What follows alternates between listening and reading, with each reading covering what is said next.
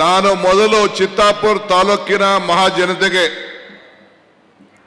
ಒಂದು ಪಕ್ಷದ ಅಧ್ಯಕ್ಷನಾಗಿ, ಈ ರಾಜ್ಯದ ಉಪಮುಖ್ಯಮಂತ್ರಿಯಾಗಿ ನಮ್ಮ ರಾಜ್ಯಕ್ಕೆ ಒಂದು ಭವಿಷ್ಯವಾದಂಥ ನಾಯಕರನ್ನ ಪ್ರಿಯಾಂಕಾ ಖರ್ಗೆ ಅವ್ರನ್ನ ಕೊಡ್ತಾ ಇದ್ದೀರಿ. ಅದಕ್ಕೆ ನಿಮ್ಮೆಲ್ಲರೂ ಕೂಡ 1 ಕೋಟಿ ನಮಸ್ಕಾರ ಅರ್ಪಿಸಲಿಕ್ಕೆ ನಾನು ಬಯಸ್ತಾ ಇದ್ದೇನೆ.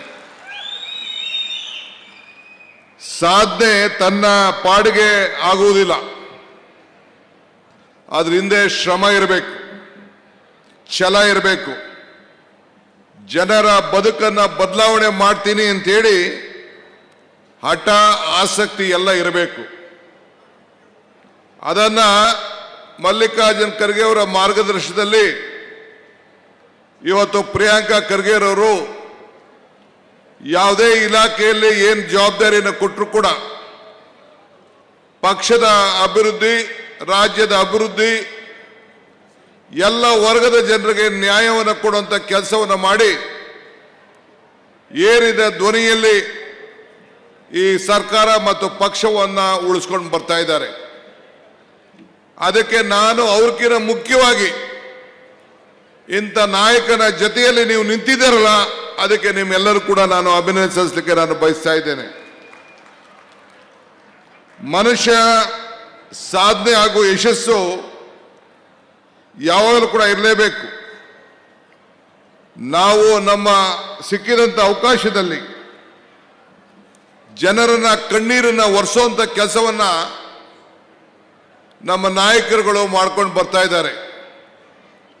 ಈ ಕಲ್ಯಾಣ ಕರ್ನಾಟಕದಲ್ಲಿ ಎಲ್ಲ ಸಂಸತ್ ಸದಸ್ಯರನ್ನ ಕೊಟ್ಟು ಇಡೀ ನಮ್ಮ ಪಕ್ಷ ಮತ್ತು ರಾಜ್ಯದ ಗೌರವವನ್ನು ಉಳಿಸಿದ್ದೀರಿ. ನಾವು ಬೆಂಗಳೂರು ಕಡೆ ಇರೋರು, ಹಳೆ ಮೈಸೂರವರು ಉಳಿಸಕ್ ಆಗ್ಲಿಲ್ಲ. ಆದರೆ ಮಲ್ಲಿಕಾರ್ಜುನ್ ಖರ್ಗೆ ಸಾಹೇಬ್ರ ಏನು ಒಂದು ದೀರ್ಘವಾದಂತಹ ಶ್ರಮ,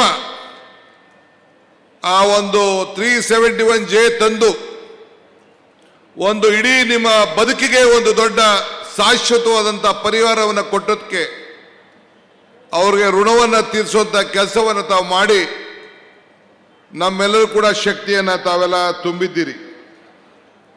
ಇವತ್ತು ನಾನು ಅನೇಕ ಕಾರ್ಯಕ್ರಮದ ಉದ್ಘಾಟನೆ, ಶಂಕುಸ್ಥಾಪನೆಗೆಲ್ಲ ಬಂದಿದ್ದೇನೆ. ನಮ್ಮ ಇಲಾಖೆಯಿಂದ ಇವತ್ತು 365 ಕೋಟಿ ರೂಪಾಯಿ ವೆಚ್ಚದ ನೀರಾವರಿ ಯೋಜನೆಯನ್ನ ಇವತ್ತು ಪ್ರಾರಂಭ ಮಾಡಿ ಈಗಾಗಲೇ ಟೆಂಡರ್ಗಳನ್ನು ಕರೆಯುವಂಥ ಕೆಲಸವನ್ನು ನಾವು ಮಾಡ್ಕೊಂಡು ನಾವು ಬಂದಿದ್ದೇವೆ.